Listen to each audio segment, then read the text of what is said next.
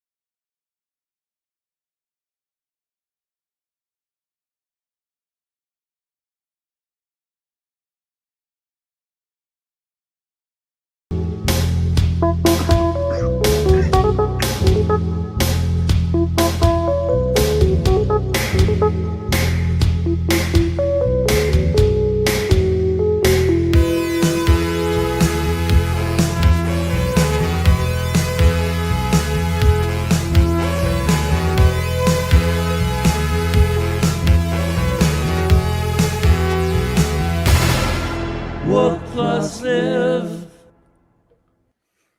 Welcome back to wook+. I'm Weekend Wook, joined by Kevin T. Woo! Got a cold open. We hadn't done one in so long, and before I had said I missed them between the time and the intro, and now I'm so used to just going straight from the time into the intro. It was weird to have that break in there and actually something in there, but it was so nice to see it. Yay! It is the perfect meta Wook bit because we always like hype shit up. Like that's what content creators are like. Oh my god, we got to. So now we got an announcement. Tomorrow's 6:15. Right, but it's an announcement for an announcement. So it's the announcement announcing a bigger announcement. But you're going to get more info to announce the announcement for the announcement. You get some breadcrumbs. You'll get some more info out of that. Right. So yeah, it's huge. 15. Awesome. So we got one of my. I know I say this a lot. I mean, we have a lot of great guests on this channel, but I think anyone that knows me or has talked to me or watched the channel for a while knows that I sincerely mean this. Our guest tonight is, I think, probably my favorite guest. I love talking to this guy. I don't even want to say anything else. I think we got to get him on because if anything knows anything about him, there's going to be a lot of talking tonight. So, ladies and gentlemen, welcome one of my favorite guests, Benjy Eisen. What's up, Benjy? Yeah, it's definitely a lot of talking and a lot. I like this announcement of the announcement thing. It's very choice, if you know what I mean. I couldn't think of a more epic way to announce an announcement either. I was trying to like go big, cinematic moment there. A trailer for the trailer. It's awesome. Exactly. How you been? How's everything going? Everything's fantastic. I just got back from Denver, obviously, for these trade shows, and things are good. Summer's here, and the time is right. Big picture from these shows before we get into the nitty gritty and everything. What was your big takeaway? Were you leaving feeling good or a little suspect? First, before I talk, I just realized, Tim, that since it's Weekend Wook and I am in my day olds, I was in these yesterday. I'm gonna have to do the Weekend Wook thing. So T Strong, you're missing out. Sorry, you gotta get your goggles on. That's right. But I take after Tim. I can't see without my glasses, so. But well, mine are prescription, so that's when the weird turns pro. When the weird gets going, you don't need to see anything anyway, Kev. There you go. The weird turns pro. When the going gets weird. My takeaway. So I had an incredible time. I loved all three shows, including the first night. For different reasons, I liked them all. Also, I think that. I think a lot of Fish fans, a lot of that were maybe more casual fans that were in Denver. I saw a lot less people flying in for these shows because they're Trey Trio shows, and typically Trey Trio or Trey Band isn't necessarily a band you want to fly to or make a weekend out of. It's they're more often you drive up to New York City or wherever you go into the big city to see them, or you catch a great show here or there. But as soon as they announced it, it was it was doing Fish math, where it was saying, okay, Fishman's on drums, Desron is on bass, and Trey's not doing a tour. He's doing 3 in a row at this amazing venue in Denver. There's a reason for that, right? Yeah. And I kind of knew off the bat, the last time that Trey did when he first did the Trey Trio, it was just called Trey Anastasio, but he had Tony on bass and Russ on drums. And he did an East Coast, I want to say East Coast tour. I think it may have been like Michigan out towards the East. I saw one show that tour. I saw Binghamton, New York, and I really regretted not going to the 930 Club where he also played. And I mean, I have friends that call 99. 99, yeah. Yeah, I was at 930 Club. Oh yeah, so I regretted not going to that. I have friends that went there, and I was at Binghamton, and it was an incredible show. And the set lists from those shows were, without looking it up and having not looked at them since 1999, I remember there were a lot of repeats, but then obviously he changed the set list. I mean, the first set list, I think the first set was acoustic, and then the second set was full band. Is that right, Kevin? Yeah, it was maybe a third of it was acoustic, and then they came out, finished the first set, and then the whole second set was electric. And then Binghamton, I had a great moment with Tom Marshall. We were sitting on the lawn watching people, and he was pointing out how everyone there had given him money in the past without knowing it. But yeah, I mean, that was a great show, and I just to this day look back at that 99 Trey show, thinking, well, thank God I went to at least one, and I knew back then, like, you knew it was going to be special because Trey had never done anything solo at that point. And I felt that this had a similar thing to it. The shows he did with Fishman that were his shows were because of Russ having COVID, so that was a special fill-in. Then he did Ghosts of the Forests. But when he announced the trio, and with Desron, from what I understand, is kind of Trey's new Jeff Tamke. And that Trey, when he wants to jam and work out new material, he calls up Dez because and he says, come down, let's meet at the studio, and they can jam out, and Trey can really workshop. They don't write together, Trey writes, but they jam it, and Trey but I mean, Dez has a very strong theory background and knowledge, and he's a very solid player, and they have good chemistry, so it works well for working the pieces out. That's absolutely right.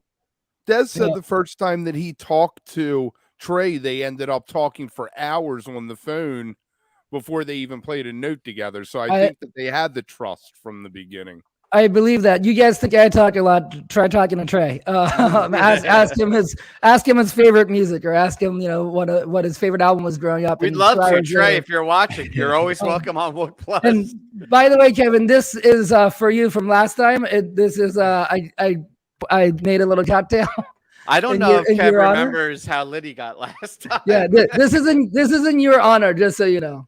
There you go. There we go. Pure gonzo, or else don't do it. You know what, Benjy? I gotta say, I know what you're saying about people not traveling for Tab or for Trey Trio, but when I saw that lineup, and granted, I didn't travel, but I'm not seeing any shows this year. I have a baby coming in a couple of weeks, and we're laying low. But when I saw that lineup, I was instantly pumped for this lineup. I mean, seeing that arrangement and that mix in and I love keys, but I like the power trio, old classic Cream rock style, and how much Dez and Trey have been vibing, and seeing Fish in that role. I was so excited to see what was going to come from it. So I'm kind of pissed that they didn't live webcast it, though, to be honest. That was a big miss on their part. Well, I mean, I don't know their thinking on this, but here's what my thinking would be. If I was his manager, I would, if this was like a Billy and the Kids thing or something like that, with these shows, I would be very hesitant because they are workshopping brand new material. So the idea with that is, Barber, John Getwell, the guitarist from the Disco Biscuits, we talked once years ago at this point. We talked about how, okay, Funky Witch, I'll move away from I'm loud. This is my indoor voice. Okay, so Barber talked a little bit about, he and I got in a conversation about how he couldn't, years ago now, 15 years ago maybe, about how when the Biscuits got to a certain level, it kind of sucked because in the beginning, with new songs, because in the beginning, you play a new song and 90% of the people in that room are seeing the band for the first time. So it's all new stuff if it's not a cover. But then once you establish fans and they come back and they want to see a certain songs, as soon as you do a new song, everyone on the internet is going to slam it the next day. You know, you have some people that love it, but more so the people that complain are louder, and you'll immediately have criticism about anything that you want to do. And some of that criticism, which we're about to do, by the way. Yeah, I'm sure. And this was Barber's point, though, and that's that he didn't feel that it was very fair, because the criticisms, some of them were very accurate, but that's why he didn't think it was fair, because a new song needs to grow. And when you play, you have to play it live in front of an audience before you can mature it. You know, like that's why they did Wingsuit for Halloween. And you know, when they have new material, Mercury, when it came out, I think I mentioned it on here before, when they played Mercury, I mean, going back, Split Open and Melt, Down with Disease, people hated these songs when they first came out. You know, and now they're Fish classics. And every single time that when Fish did Tila, which was before my time when they debuted it, but I have friends that said, "Oh yeah, Fish sold out. They did this you know, ballad song, and that they totally sold out." And then I remember I was around for Character Zero and Waste, and I remember a friend of mine who is a genius jazz musician and did the Red Rocks Fish shows with me. I remember him listening to Waste and Character Zero, and he said, "Man, it's such a shame. Like they totally sold out.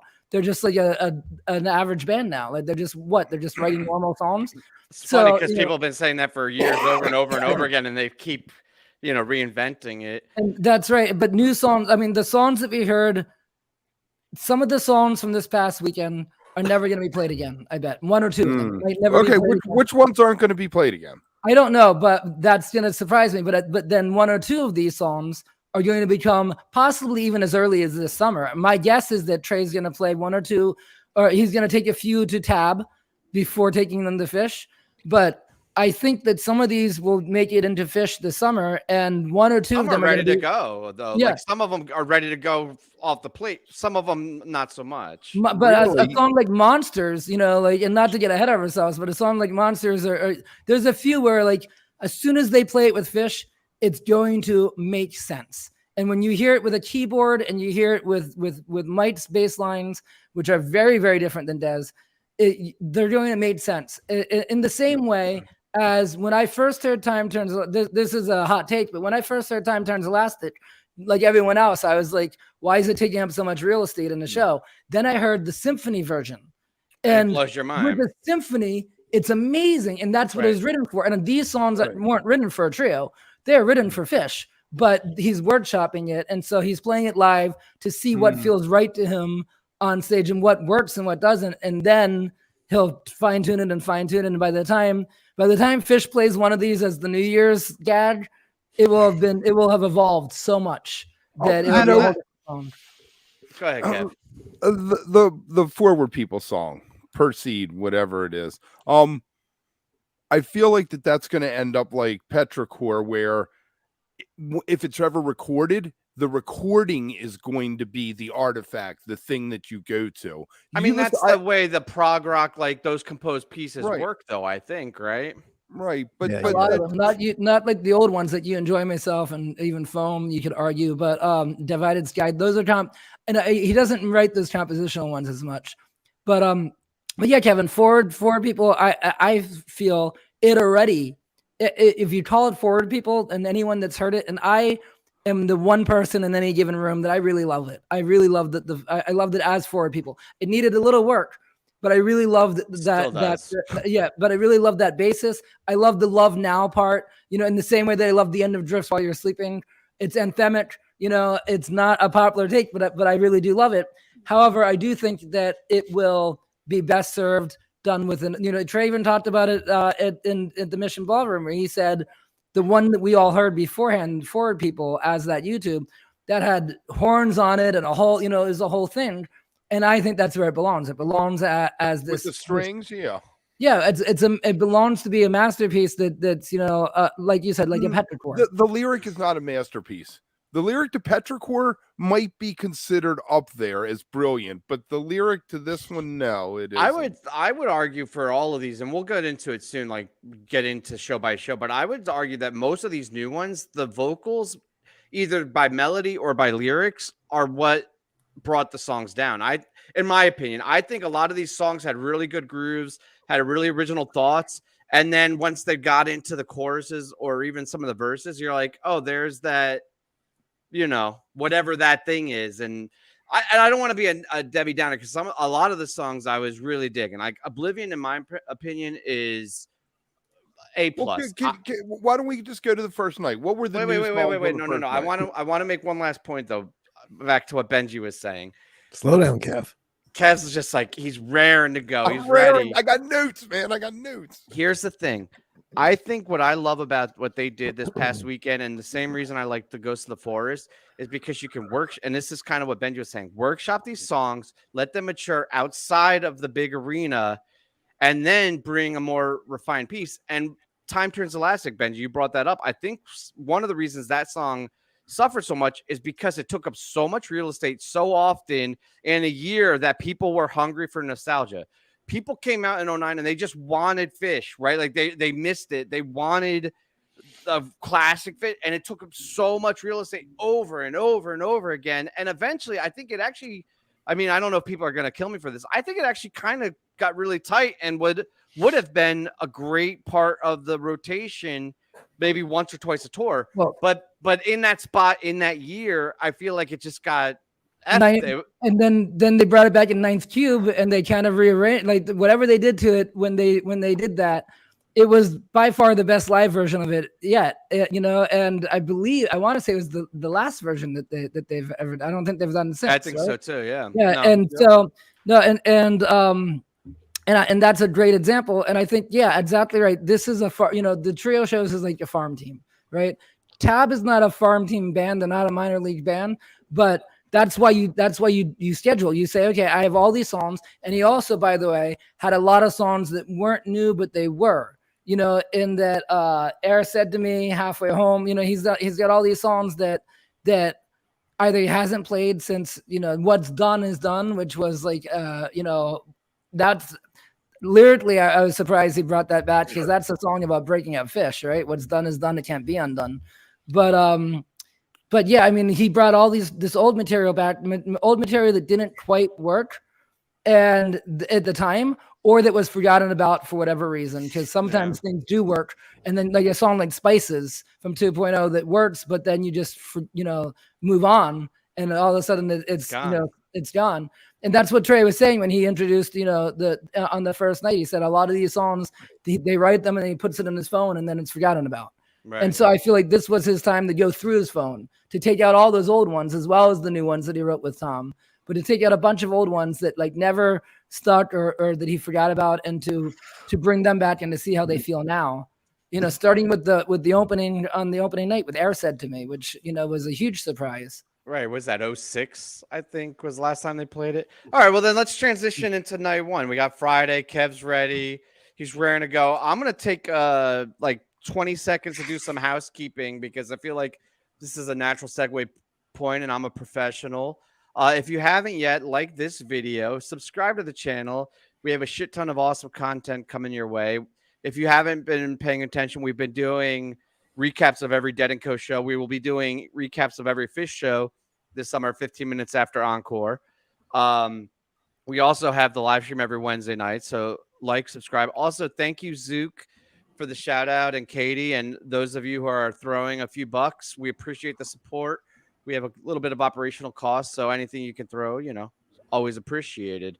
Also, I want to give a shout out to Jemp Radio. And if any of you are on Twitter, please go and harass Twitter support or Elon or whoever the fuck you want over there, because they lost their account. I don't know the dirty details, but I know that, they're an awesome part of the community. And we at wook+ support Jemp and think they're great. And it's fucked up that they lost their Twitter account.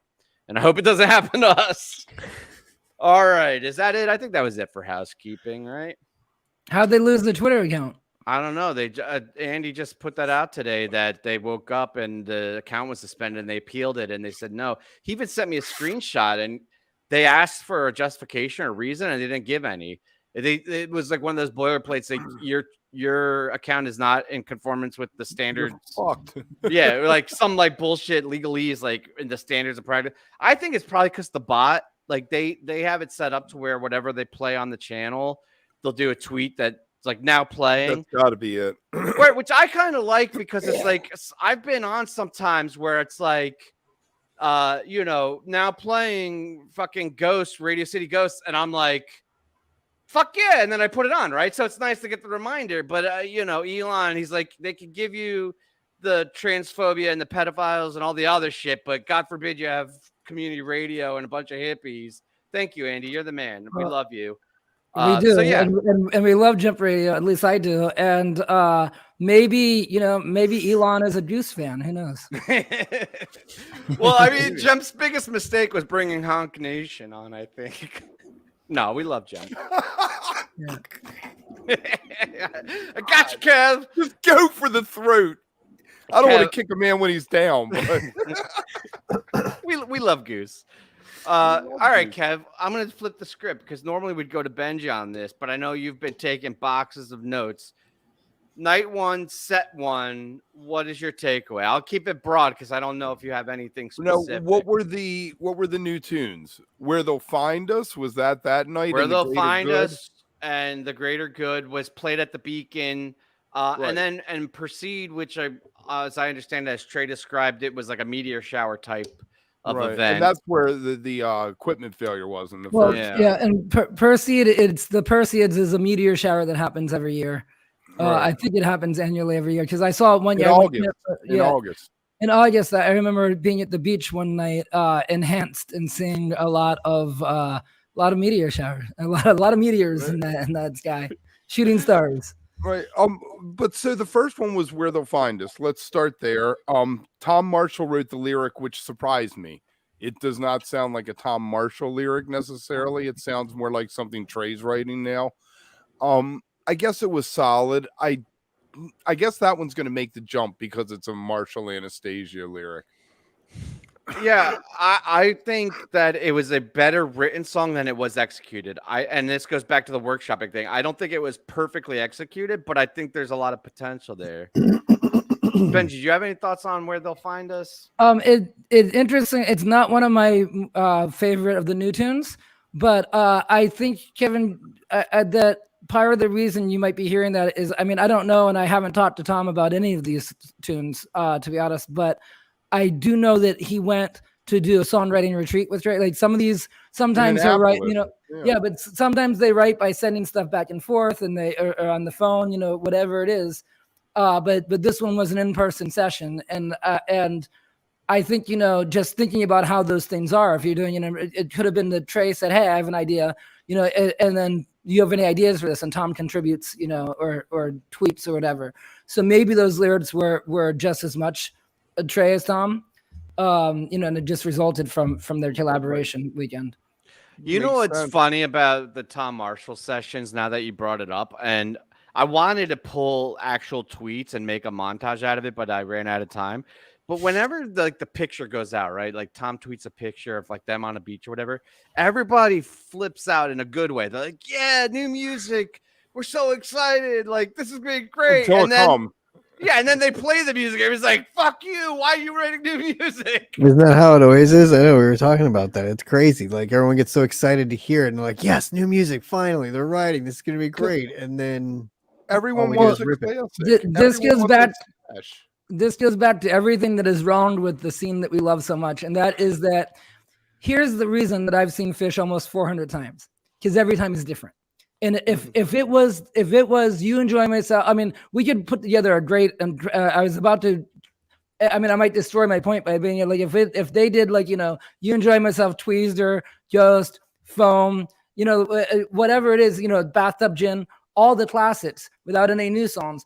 Great, I love it so much. I've seen it almost 400 times. But if it was the same set list or the same 30 songs, 40 songs again and again and again, I would see them, once a tour. My stats would be, I don't think I would see them 200 times. I think I would see them, a dozen times here and there. There's bands that do that. Like, War on Drugs is a great example. Great, they're a great band to see live once per tour. Right. Once per tour.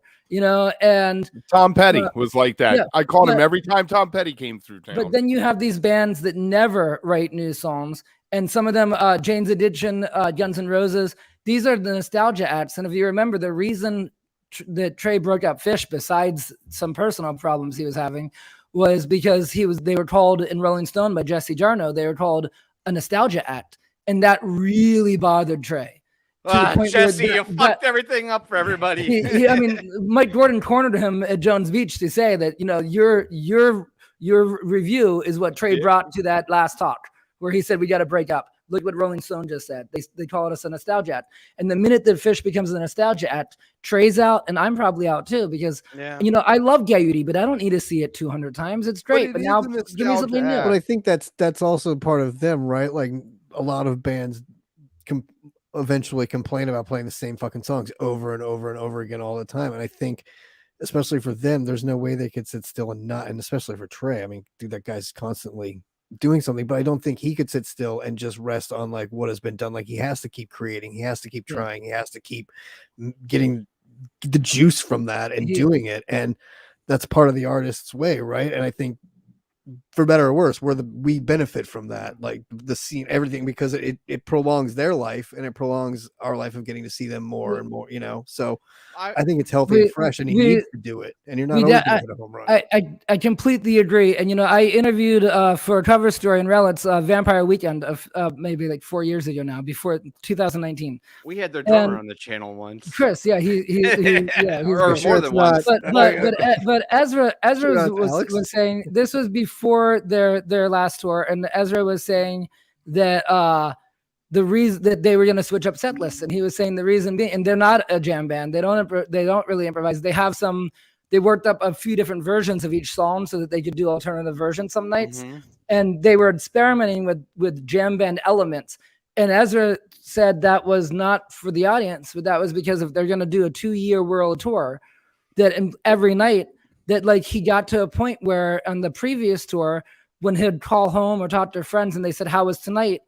It would be good or bad based on, oh, well, we had a good meal or it was a cool looking room, but the show is the same every single night. And Trey's never going to do that. Trey's not a performance, or, you know, he doesn't want to do a theater. He did that with Ghost of the Forest though. Fucked a lot of people up. I know people that got show tickets to every show, and by the second show, they were like, "What did I do? Oh no!" I saw 2 shows that tour, and I'm glad I saw 2, but I wouldn't have seen 3. But yeah, I mean, there's that element to it, and then the other thing is like Neil Young, who's a great example and one of Trey's heroes. He sounded like Neil Young on this run, by the way. There was a couple of times where I thought Trey sounded like a crazy horse out of 78. Yeah. That's interesting you say that, because to me, Monsters, and if you go back and listen to it, again, maybe it's a specific song I'm thinking of, but the melody really reminds me of a Gorillaz track. Just the melody, not the music. Yeah, no, I could hear that in the music. Or in the melody, in the melody. But Neil Young has always pissed off his fans because he won't play just the greatest hits, and he's always changed. He did Trans, which is, you know, like Trans was fantastic. Yeah, so he experiments as an artist constantly because that's the only thing that he's interested in, and that's why then he just announced the tour, and it's a solo acoustic tour. And I've only seen him solo acoustic at the Bridge School, so that's like a 20-minute set. So I was really, really excited, and I still am. But then he announced, "Hey, I'm not gonna do hits this tour. I'm gonna do solo. I'm gonna, you know, it's gonna be solo acoustic, but he's gonna do deep cuts." And he kind of announced that in advance. That's sick, though. I think that's cool. Well, he kind of announced that in advance. My guess is to temper fans' expectations.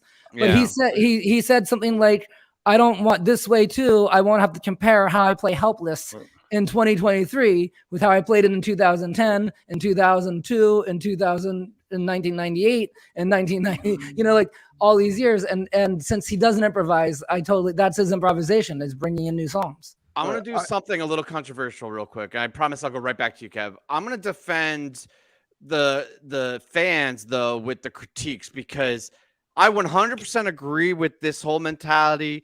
Got to keep it fresh. I want them playing, whatever. But I kind of want to take exception, though, and maybe this is going to bite me in the ass, with people online that want to believe that you're not allowed to have negative thoughts about a band you like, or that you have to love every fucking song. Because the truth is because I love them is why I am critical. If I didn't care, I have zero thoughts on Taylor Swift's music. It's not because she's good or bad. It's just because I don't care. I am so passionate about Fish and Trey and their music. So I don't know if I'm projecting or being too defensive, but people are like, oh, I can't believe you're talking shit about the song. You're not a real fan. Like, no, it's because I'm a fan that I'm going to be critical. So yes, you can go out and play this new music, and I love that they do. But part of the gig is some of the shit people aren't going to like, at least not right away. And as we go through these songs, I have a list of songs that I don't love from this past weekend. I just want to throw that out there. It's okay to be critical of the artists you love. Tim, I feel that 100%, and I think even more so. I mean, Trey's critical of it, and I know that from what I've heard, he can be very sensitive to criticism, but at the same time, he's very aware. And he referenced forward people. He said, one or two of you in the room may have heard it, and even something like maybe one of you actually made it the whole way through, and so like he's well aware of that. And then they did stuff like Spread It Round when they debuted Spread It Round, but on the other hand, he has stuff that he believes in, and Walls of the Cave is a great example. When Walls of the Cave came out, everyone online destroyed it. They're coming back after a hiatus with this, and the thing that got slammed was the lyrics are really downhill, right? Does that ring a bell? The lyrics are really downhill. What happened to Fish's lyrics? What happened to Boy Man God shit? Instead, it's the Silent Trees. And so everyone online started making fun of the Silent Trees. They're like, come on, you could do better than that. So Trey comes on stage with the t-shirt, the Silent Trees, just to kind of be like, fuck you guys. Right. And just wait for it. And now years later, Walls of the Cave, who doesn't love Walls of the Cave? Yeah, I do. Kev, what's up? Kev doesn't. Kev doesn't love Walls of the Cave. Well, you're the one person. I was going to throw it to Kev to give us his awesome take. I hope it's not wasted on your hatred of Walls of the Cave. No. I think that the jam is, and I'm going to go there, that it's the lyrics. Trey needs somebody to edit for him. He needs a partner to look at what he writes. You just he doesn't. He has two partners. What was done, most of these new songs he wrote by himself. All that quarantine stuff was by himself, and it's good to be an artist and to let an artist go. Sorry, not all of that. No, by the way, not all of the stuff. Tom actually did write a lot of the songs that we think were just Trey from the pandemic. Interestingly enough, I couldn't tell you which hands off. Wait, Kev, I don't want to upset you. David's a good guy. I was just giving him what he wanted. They called for it. I'm sorry. Okay. Yeah. You all go ahead. You no, love don't be like that. All right. Proceed. We're gonna proceed with Proceed. What was going on in the room, Benjy? Because you're in the room, right? Like I heard it in the recording afterwards, and we heard mixed stories. T's friends, we got different takes, right? That was funny. Like their perception of what happened. What were you thinking when Proceed came to a halt and the set essentially came to a halt? I think it's Perseid. I think there's like an extra because it's Perseids is the meteor shower. Yeah, it's the guy who killed. All right, it's the guy who killed. That's small potatoes. So obviously what happened was Trey was having equipment problems. I think one of his, his like $20,000 amp blew or whatever, maybe like a tube or whatever. And with Fish. Which, first of all, something like that, I mean, unless, and granted, my memory is far, far from perfect, but the last time I remember anything like that happening was in '97 in Illinois. I wasn't there personally, but the Simple, when Trey has the Simple from Illinois and fall '97, which is epic. It's epic because Trey's guitar goes out and then he goes over to his little mini percussion set while he works it out, and also, as always, and as we saw the following two nights, when Trey's pissed off about something, it's always good for the music. Afterwards, it's make-up sets. It's always good for any artist when they fight or whatever. The music that comes out of it is almost always almost worth the strife that led to it. But so Trey was having equipment problems. He put on a really good face, and you could tell that it was one of those things where he's putting on a good face because he's in front of people. But you could tell that he was really upset. Was it uncomfortable? I feel like I'd be super uncomfortable in that situation. I mean, Trey's tech came out on stage, and then they Trey picks up the other guitar and puts it on. And again, you can tell this hasn't happened. I mean, this never happens with the Fish since '97. And it's kind of like Rescue Squad, but worse because it's the music. I feel like if it's a gimmick, it's not as bad, but it's the music that's serious. I don't believe I was totally spacing Rescue Squad. That's not musical, but yeah, that was something that shouldn't have happened as well.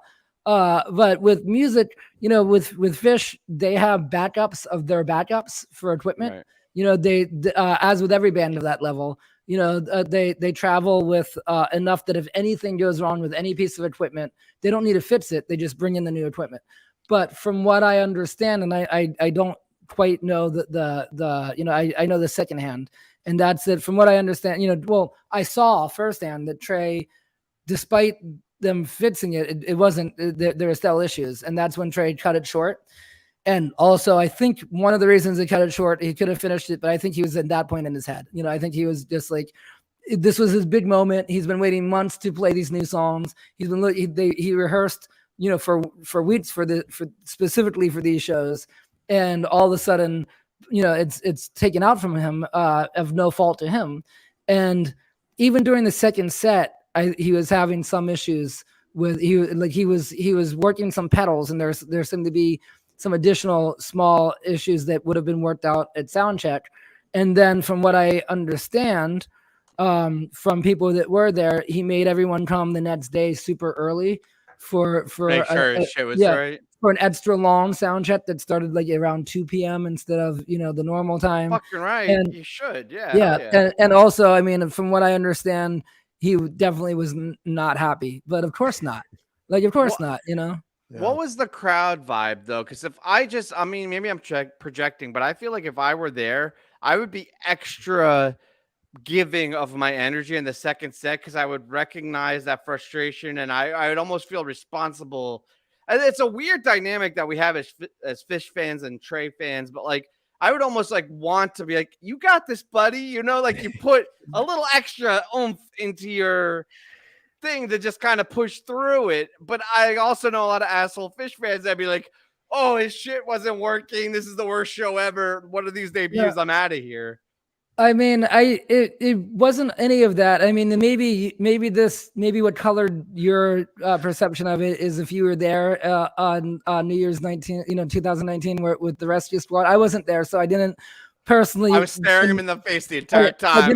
Terrible. I didn't in real time watch Trey almost die, but this, because there was no safety issues, it was just his fucking guitar, his amp, which was really the problem. First of all, everyone was understanding that he cut the set short. The set was, supposed to go on for at least another 15-20 minutes. Right. And according to the run of show, and he cut it short, and not one person there would have complained about that if they even noticed. And then the second set, I don't know. I mean, I don't know if anyone gave him more. It was clear he was having some additional issues. And if I was Trey, I would have done what he kind of did on Sunday. If I was Trey, I would have chosen to kind of reward the audience with maybe one extra Fish tune or some big, some extra big number. Encoring with Ghost, something like that. But it's because Trey knows how to play to the moment more than any other performer that I know of. He knows how to play to the moment. If that's because the balcony is, when he's had that famous show where the balcony was falling apart, rather than telling everyone you got to evacuate, instead it's, okay, everyone, I'm gonna play a Strange Design on my acoustic now. I'm gonna bring it down. Right.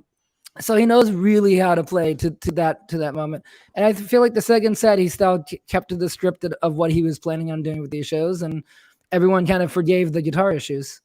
Well, let's keep the same structure. I'm going to go back to Kev. I like this, getting Kev's takes on big picture each set. Kev, you okay with that? As we get into each set, you give us your big picture thought on the debuts. You could say anything about any of the songs. I'll be honest, I'm more interested in what you think of the debuts, because I've heard probably a dozen times what you think of Plasma. I don't give a shit, but there were a lot of debuts in the second set. We had Halfway Home, which they played in Ghost of the Forest, but was a Trey debut. Monsters, Oblivion, The Well, Ether Edge. Yeah. Ether Edge. What was your takeaway from this second set, Kev? I don't know. Oblivion, kind of reminded me of Plasma that you just mentioned. Like, I can see Oblivion making the jump. The Well, I thought they were playing Franklin's Tower in the beginning. I thought Trey was hitting the Franklin's riff. And you got fans, by the way. I'm assuming this is directed at you. Right. Thank you very much. And Ether Edge it's a great title. The lyric doesn't live up to the title, is what I'll say. But I thought that it was more well played. I guess because, like Benjy said, they had more time. Maybe they ran through some of these while they were doing the extra long sound check. I think this was also a slightly less ambitious, and I don't know. I mean, I wasn't playing, but in my mind, that first set there were a lot of ambitious songs. Even like And Flew Away, which is not a debut. That's like an ambitious, that's a song that you need to practice and get really tight. I feel like some of these other songs were maybe a little less ambitious. Well, go ahead, Benjy. The ambition comes from this, and I was thinking about it a lot that night, and that it was very brave and courageous for this set list. Because if you look at it, if you're a casual Fish fan, right, you know Back on the Train, and you know Sand. You know 2 songs from the entire set. And probably just the set, yeah. But no, just 100%. the second set. And it's a second set, and you come, let's say you live in Denver and you see Dits every year and you rage those shows, and like your fair number, your fair, the Fish, the hits, the common ones, right? And you're expecting to see a Down with Disease or a Blaze On even, and instead you see, you have Sam, but then Halfway Home, which you might not know if you're a casual fan. Monsters Oblivion, What's Done. I don't think a lot of people knew What's Done. I was surprised to see it because, like I said earlier, it's a song about breaking up fish, but from the album Shine, if I'm not mistaken. And then Plasma, which you may or may not know, and then The Well, Back on the Train, and then Ether Edge and Perseid. So I thought it was brave for him to do that because there aren't any, any encores with Ghost, but rather than doing bangers, if he had ended it after Perseid with First Tube, a lot of the people that went home complaining would have been like, that was awesome, right? But he didn't do that because the point of this wasn't he can get an arena, a stadium even arguably full of people, pumping their fist if that's what he wants to do. But this was him going, let's try something new. And see what we can get in front of a small room. Instead of Dicks, 20 minutes away, it's saying, hey, here's a few thousand people. I want to, and I think a lot of them he thought might be more of the hardcore Fish fans. There are a lot of local Denver, weekend warriors as well. Well, the Jizz played, and also the Oberlo guys. Oh, Kev. So we had Goose, Giz, and Trey. Thank you. When was Goose? Was Goose in town? I mean, I know that they went to the Red Rocks. Yeah, Red Rocks. 2 shows at Red Rocks. Trey was there. There were shots of people taking shots of the poor. I think that was earlier, the weekend before, maybe. Yeah, I was gonna say no. Trey was also at Goose, not just King Giz. No, he was not that I know of. No, I just saw shots of him seeing. And he had a shirt that said Giz with the fish logo. Yep, and that was him trolling Fishman because Fishman had the Taylor Swift shirt. So that was Trey going. That was Trey going like, who wore it better, But yeah, The Well to me, even though since it's also a Tom Marshall, it was a Tom Marshall Trey tune, so obviously it was written. Got there eventually. But not only that, but at the end of it, I had to hear. Maybe it's because I knew that Trey had just seen 2 nights of the Giz. But like there's like, oh, this is evil. This is so King Giz influenced right here, and or influenced by Egg in the Hole. Egg in the Hole, but also the evilness that happened at the end of The Well was also in my mind definitely a little bit of venting and letting off steam from the equipment issues. Does it make you jump? It needed it though, because I'll be honest, that song was not getting there when it started. And it got there eventually. It needed that evil oomph to it. And I hope that that's part of the evolution of the song. I think it needed that little bit of darkness at the end to make the song work. Did you hear the sound check, the 20-some minute MoMA dance with The Well in it? So in the sound check from it, they when they're sound checking MoMA dance from the following night, It's like 20 some minutes long, and they go into the well, you know, and that's what I see Fish doing. I see it being like they're in a heavy jam, you know, that's like heavy and dark and evil, and then they don't quite know what to do with it, and all of a sudden you hear the well, you know, and like the end of the well, you know, bottom of the well, and then goes right back into Down with Disease or whatever it is. You know, hey Benjy, can I ask you a question? Sorry, I don't want to just derail the conversation, but I need to know how tonight's going to go. Are you cool with hanging out a little bit overtime? Because we're 45 in, so if we're going to try to hit the hour, I need to change the pace of the show. But if you're willing to hang out, I'm hanging. I'm good. Chad, let me know if you want us to keep going or if you want me to cut this fucker off. Should we order more beer? I think you should order another round. Actually, we have a sponsor. Believe it or not, did you know this, Kev? Fun fact, I did not know this. Mar-a-Lago, as it were, was looking for a new slogan. They've been on some bad press, and they needed a new PR, whole new vision. So here, let's run the commercial. I'm the Salt and the Slogans, Kevin Hogan, here with Hogan's Slogan. You're opening a business selling state secrets out of the bathroom in your mansion? I got a slogan for you. You can grab a peek while you take a leak. We got boxes of slogans. If you need a slogan, you need it right now. Come on down to Hogan's Slogans. We're open till 9. I don't know how well thought out that was, but I'm glad we did it. We're back. Half of the people watching are like so happy to have Hogan's Slogans back, and the other half was like, "What the fuck is going on?" All right. You gotta get back and watch season 1, season 2. We did it every show.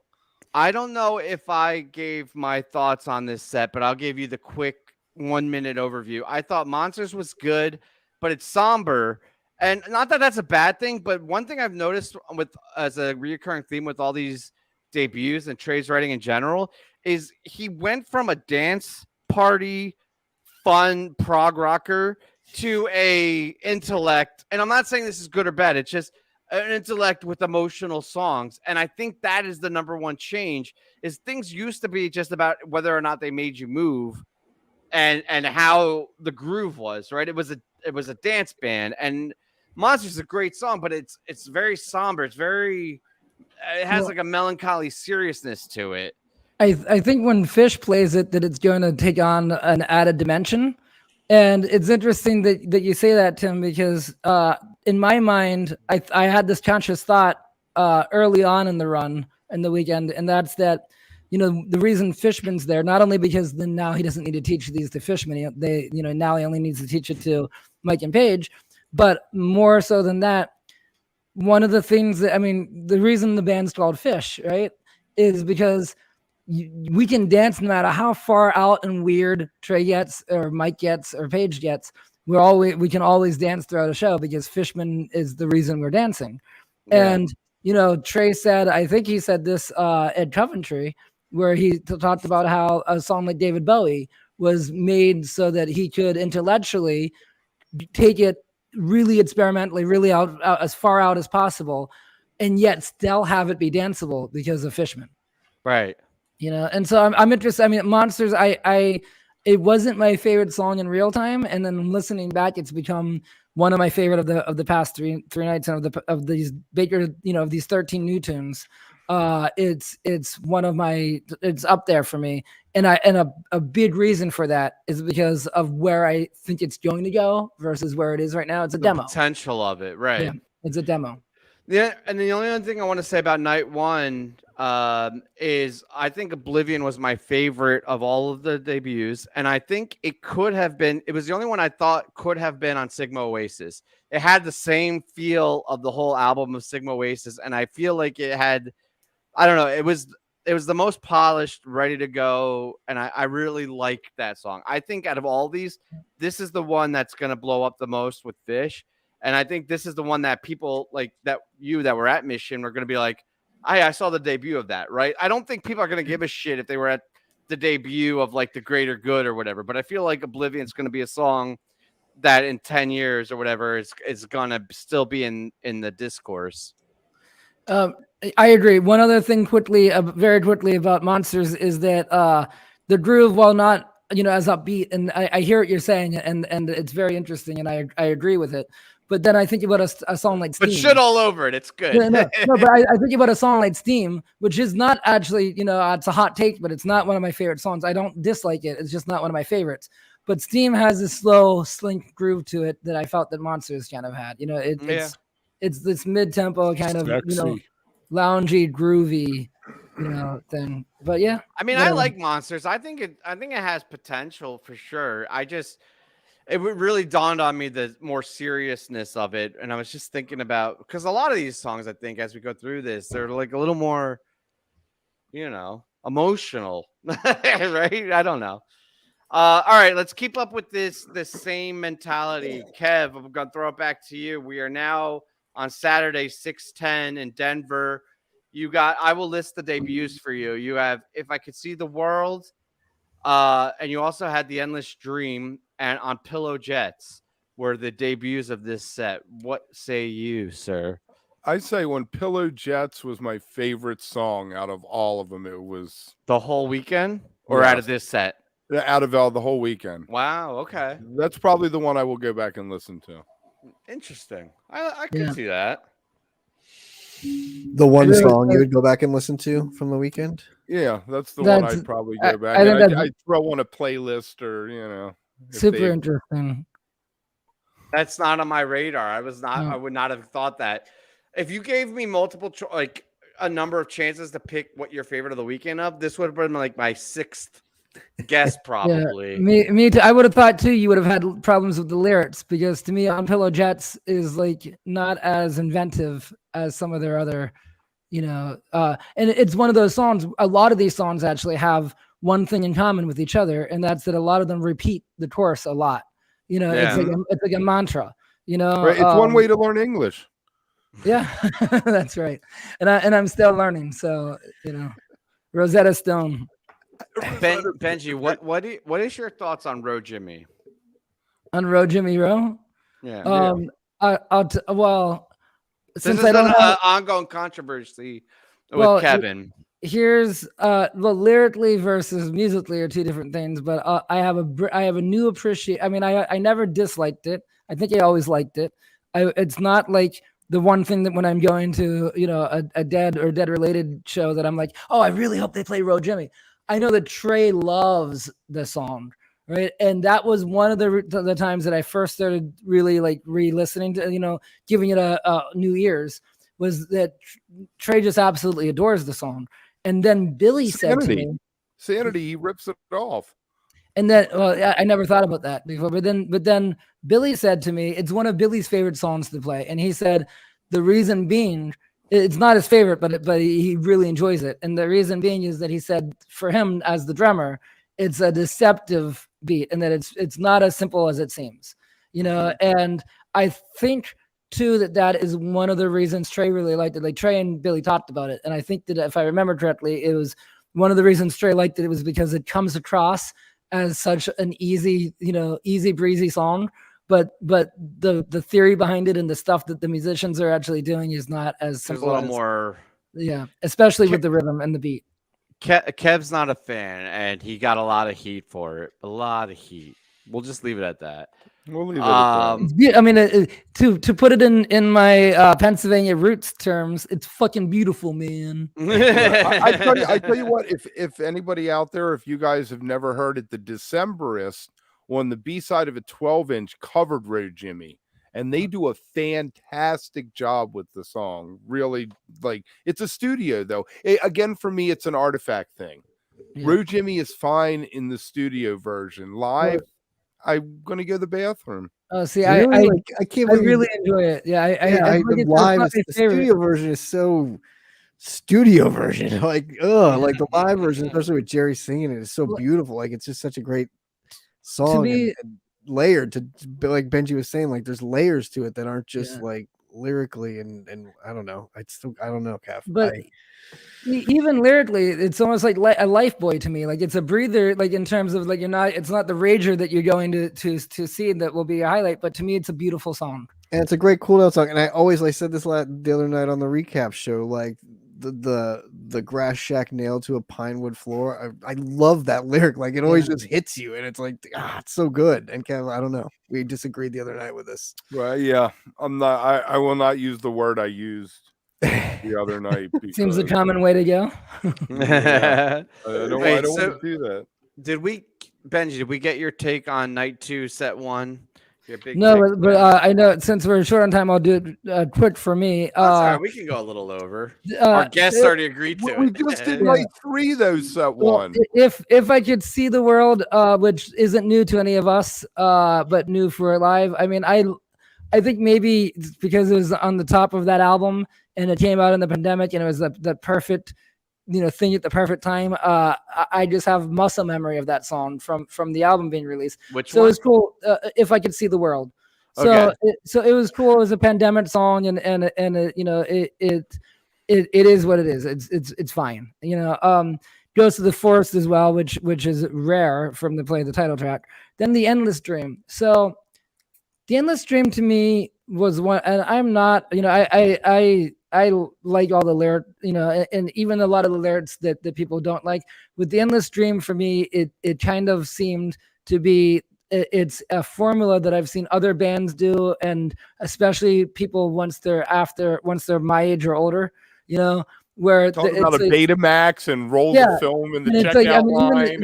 And it's like, I'm surprised it didn't say flux capacitor. And it's like, okay, cool. Like it's a stream of thought of all of these relics from your past. It's a nostalgia song. It's a nostalgia song. Ironically, this isn't supposed to be a Billy Joel song, is what it is. Yeah, we didn't start the fire type. Yeah, yeah, absolutely. Like it to me, it was one of my lesser.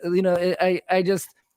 And I could see them sticking with it, It also, it's very wordy, like Mott's song is, and it just, to me, it was, I get why you'd write it, because if you're approaching 60 years old and you're trying to write lyrics and you're going back and you're doing it's like a stream of consciousness thought experiment of like, let's just write down all the things from our youth, and as we progress and get older and older, and all these like forgotten, like walking without a phone, all these things from a bygone time. Maybe Trey needs to do an all instrumental run for the next few years. All new songs. I honestly, not to be a dick, but I kind of would love that, because almost every one of these songs I was vibing with until either the melody or the lyrics, one or the other. It was different per song, but it was always the vocals that pulled me out of it. Like I thought this first set of the second night, I'm not a huge fan of it. I Could See the World. If I'm being honest, I'm not a big fan of the Endless Dream. Like it was okay, but it's kind of vanilla. It was kind of like, I don't need that. That's not adding anything to your catalog. Like all this is more shit that I'm gonna get in a set that I have to wait through. Well, what we need is the ization of these songs, where it's like, what we need someone who can speak fluent Norwegian to translate it into Norwegian and then back into English, and then we'll know what space smells like. And it's funny you say that, because Cosmo Vox and Sci-Fi Soldiers, unanimous across the board, love all of that music. Will not complain one of those songs, but any Ghost of Force has a few. These, it's my taste. We're here to talk about our music we love. We're gonna be a little critical, but all right. Second set, we're gonna keep this moving.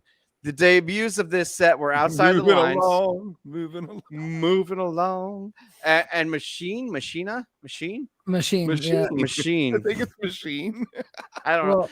I took these notes in haste. There was almost a story. There was almost a story with Machine until he got halfway through it and he reverted back to 10th grade. I'm just going to say what's on my mind over and over again. These two new songs are interesting to me. Outside the Lines, I'll have to listen to it again to say this for sure, but that might be it's definitely one of my top ones from the run, and that I think that it's going to make the jump, and I think it's going to do it really well. I think it's gonna evolve pretty fast, and I think it has the potential for that. And I had Ghost of the Forest outtake for my note. Yeah, what? I had Ghost of the Forest outtake for my note. Oh, interesting. I'll have to re-listen to it with that in mind. But yeah, I mean, I liked it a lot. I think it rocks. I think it's a good, heavy Fish tune, or it will be. And I was instantly a fan. Again, taking this as a beta test and as a demo. As a demo, I thought it was great. I think it shows a lot of potential.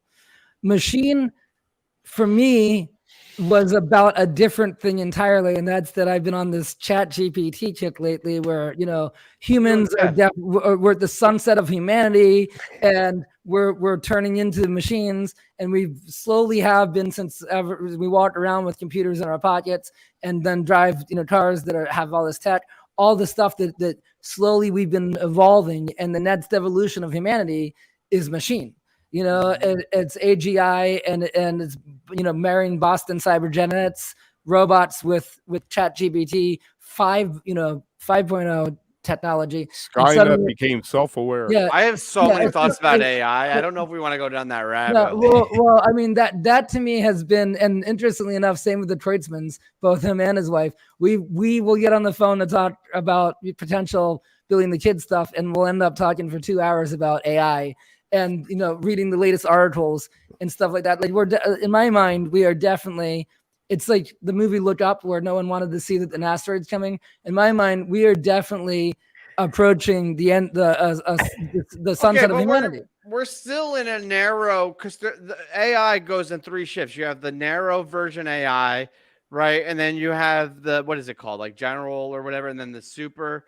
Right, like the general being able to learn and progress. The AGI, with the generative, the AGI, and then you have true sentience. Right, yeah. And we're still now. Granted, we're approaching AGI very quickly, but we're still, I would say, on the upper echelon of narrow SI. But the speed at which we went from no AI to the upper narrow AI was super fast. The reason being is that we're dealing with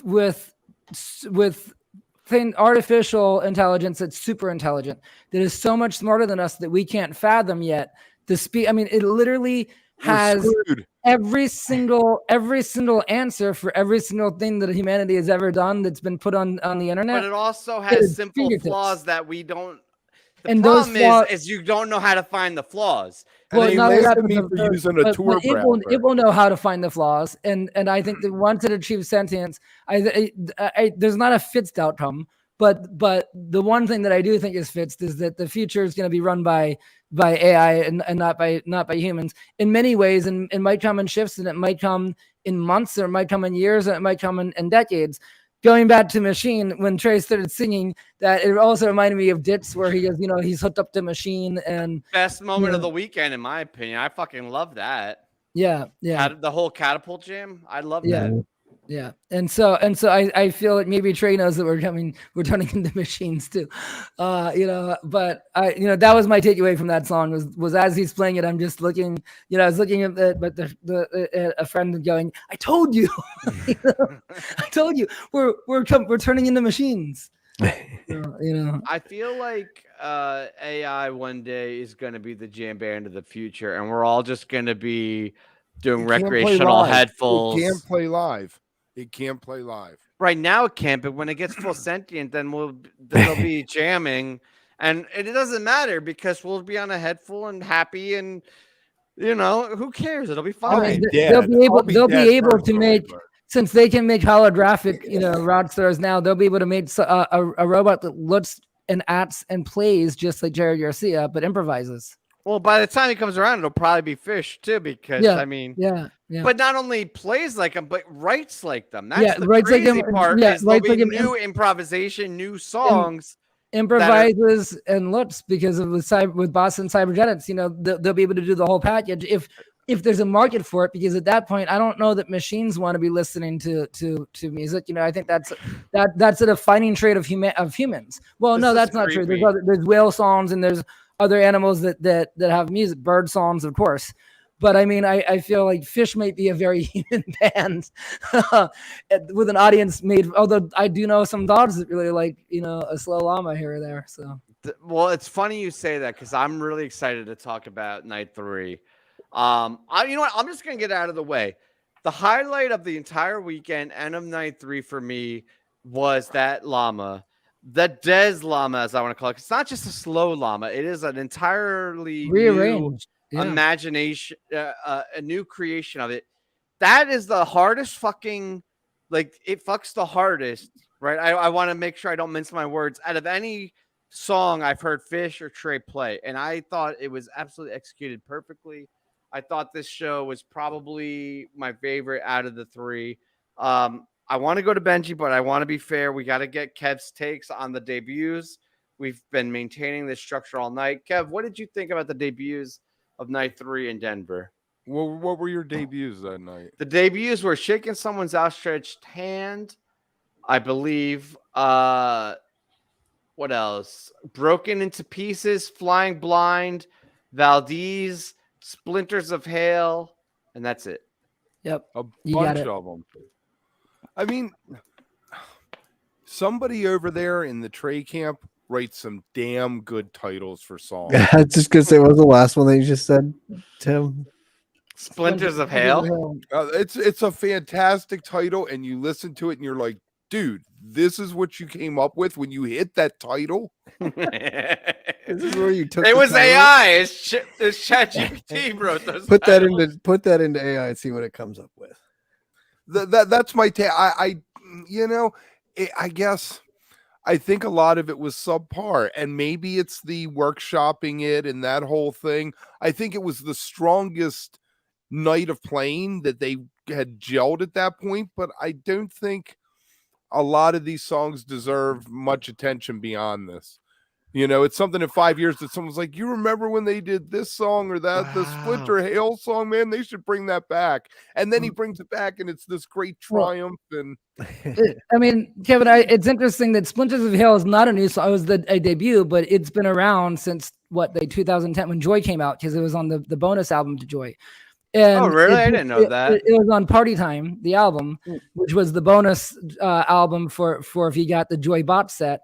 And it's interesting because it took him this long to play it, which means that he doesn't have, he wasn't, rip roaring and ready to play it either. It was sort of like, oh, let's try it. My guess is that before, when he got the idea for these shows in his mind, my guess is he went through his phone to look at all these songs to be like, what songs haven't I played, or what songs would I like to revisit or revive or take another look at? Right. And whatever reason, Splinters of Hail was one of them. And sometimes when he does that, it's amazing. Like, I there are certain songs that I would love for him to go back and do. Samantan is one of them. If you've ever heard the song Samantan, there are, which he only has a demo for, and never, I believe it's on Trampled by Lambs and Pet by the Dove. But, like, there are some of these songs that, the Happy Whip and Done song, the Coffee song, that if he goes back, they have potential, and then he just forgets about them because better ones in the immediate, bandwidth come through. And he's like, oh, yeah, let's do this. And then 10 years later, he's like, but what about, we should see, So I thought that was what that was about. But I kind of agree with you, Kevin, about this last night. And I also agree with you, Tim. I think the last night was the best of the 3.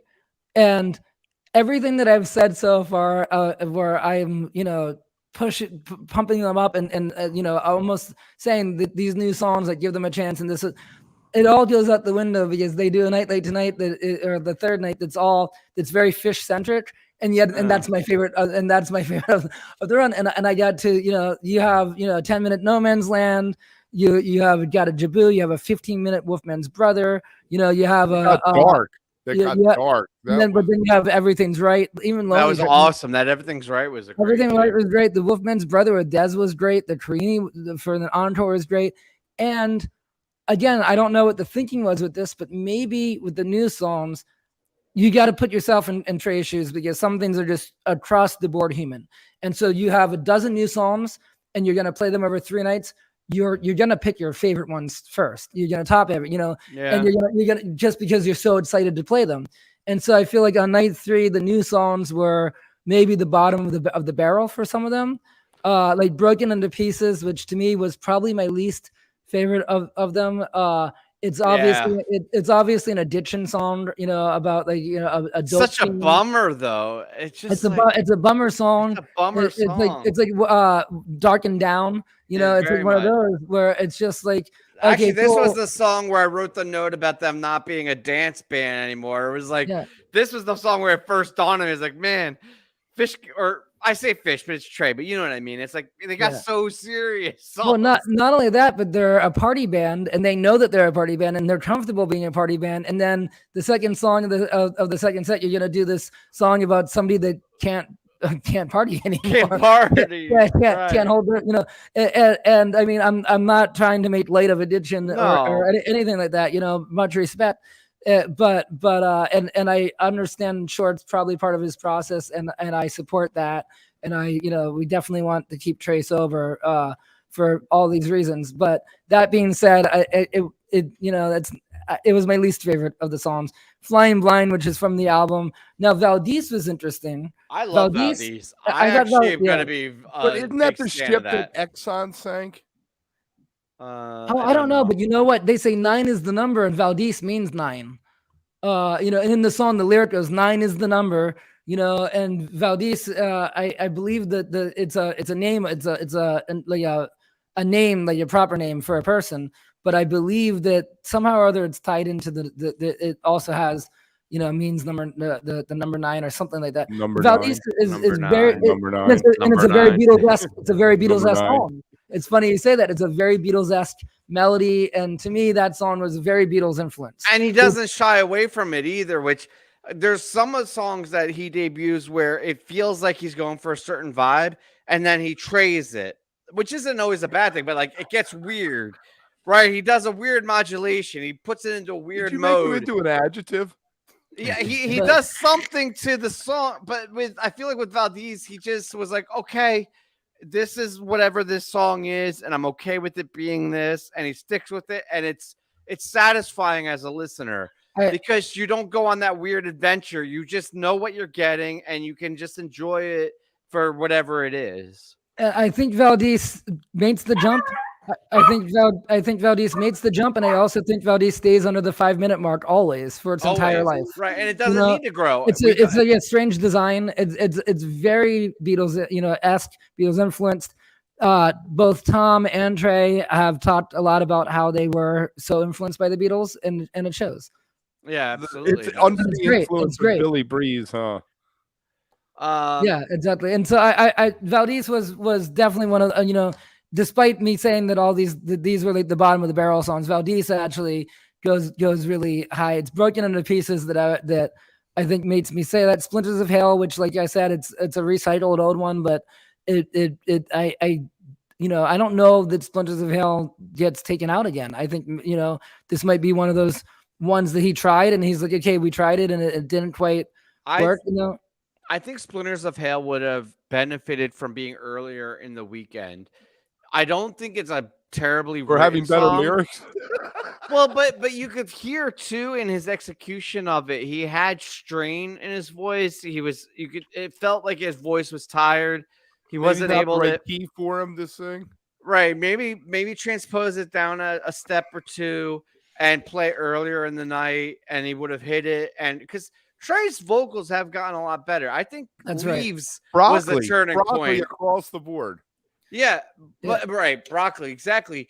But this night, that was his vocal coach, I believe. The vocal coach. Matthews called him Broccoli. Or I don't know. All right, I'm gonna recap this last night with my quick. Oh, go ahead, Benji. I was just gonna say the other things that we need to talk about quickly about this. Shaking someone's outstretched hand, to me, again, it's muscle memory from the pandemic when he released the album, and it was just. It was the first track in the album, and so I remember where I was when I played it.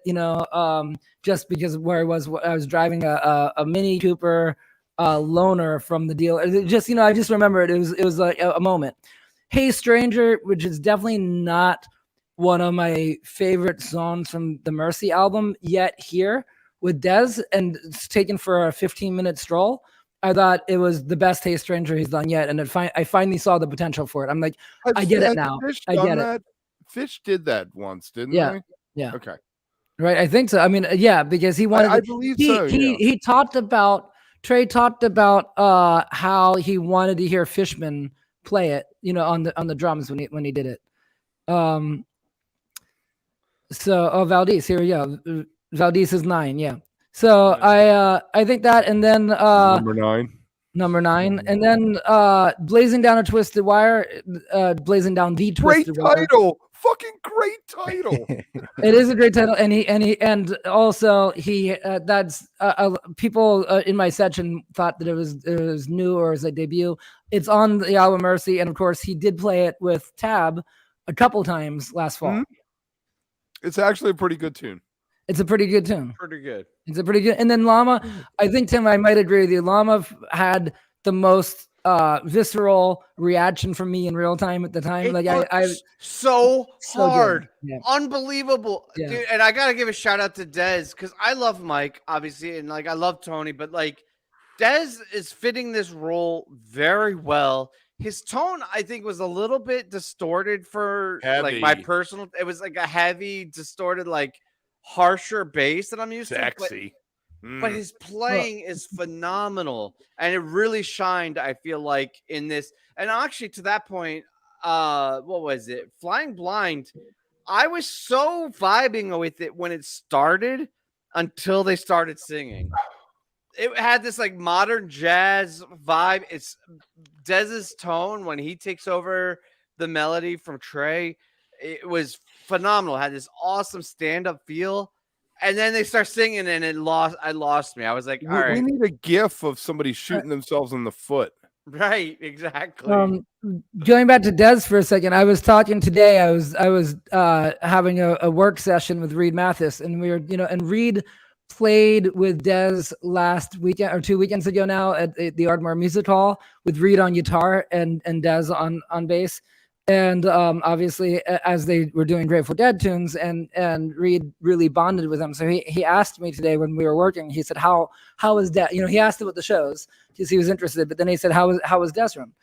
And I said, Dez is kind of reminded me of the Jimmy Herring of bass players, because a lot of notes, no sustain, a lot of just rapid fire notes. But he so what Tony would do, Tony was the groove master, right? And I was just thinking that exact phrase. In that pocket. In that pocket. And he wasn't, he wasn't taking the bass out for a walk. He was the groove master, and he was going to Trey, hey, you do whatever you want, but you can rely on me. When you come back to earth, I'm right there. You don't need to predict where I'm going to be. With Mike, you have to predict because the whole band is moving as one. With this, no, Dez is going to anchor the ship, and that's what Tony did. Tony anchored the ship. And it was just he had, here's the groove. I'm sticking with it. You guys can do whatever you want, but I'm not gonna waver. And that anchored the whole ship. And that was that's how Tab worked in a way. And Dez does that, but he does variations. Dez doesn't go far out, and he doesn't leave the, he's almost if not behind the wheel, he's definitely driving it on some level. And he knows that he's responsible for holding the groove. Fishman backseat driver. Yeah, backseat. Fishman will hold the groove, but yet in a way that I don't know of any other drummer off the top of my head that can do it. Fish will dance all around, and he'll do all these things, and it's amazing that the beat is still there. It's amazing that it's still there. With Dez, he's like, okay, I'm gonna set the groove, and he does that, but then he will do a variation to keep it interesting for him, and he does this little fill, but at the same time, all those notes, Mike does not do those. Mike won't do the anchor notes. Mike will be on the journey with Trey. Let's take a walk. Let's see where we go. Dez is like, you go, I'm here. I might look around a little bit, but I'm here. And when you get back and when you want the song to land, you can rely on me. I haven't done a one-to-one comparison, but I want to say that I like Dez's feel a little better than Tony's, though. I love Tony, and I think his groove and his pocket is unmatched. But this Llama, I sorry to go back to it, but the feel, there's you got a half chubby for that Llama.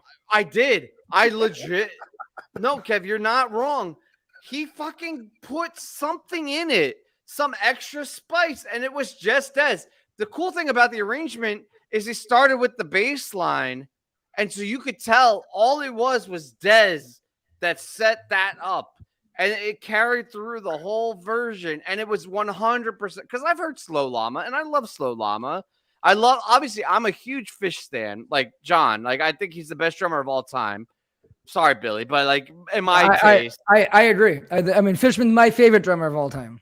But for this version of this song, of this set, this was Dez. And I absolutely love the feel he put into this song. It was phenomenal. It was probably the most exciting version of a Fish song I've heard in the last couple of years, to be honest. Well, not only that, but when you hear Fish done by any other member of the band, what I want to hear is it goes back to what we were talking about at the top. I want to hear something different. I don't want to hear them try to recreate what Fish does. We'll see it this summer. I want to hear what Dez does with it or what they do with the trio. And it was, like you said, Tim, it was phenomenal. It was a highlight, if not the highlight of the entire run. Definitely my favorite of the Fish tunes that they did from that catalog. And it offered, the reason being, like you just said, it offered something new. Yeah, it was awesome. Yeah. I think we'll probably call it there. Benjy, this is officially, I think, I mean, I don't know, but I feel like this is officially the longest live we've ever had on the channel. This has been really fucking fun. Long-winded. we had to let the historian go. Yeah, so. That's right. I love talking to Benjy, though. You're welcome anytime. I feel like there's a whole slew of other shit for us to talk about.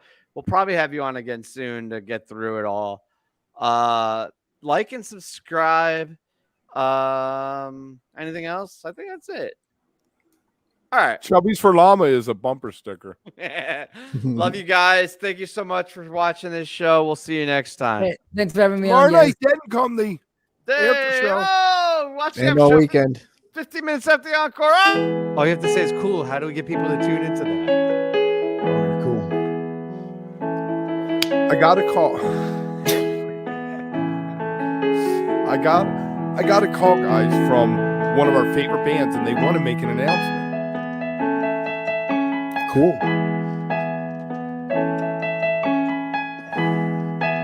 Whose line is it?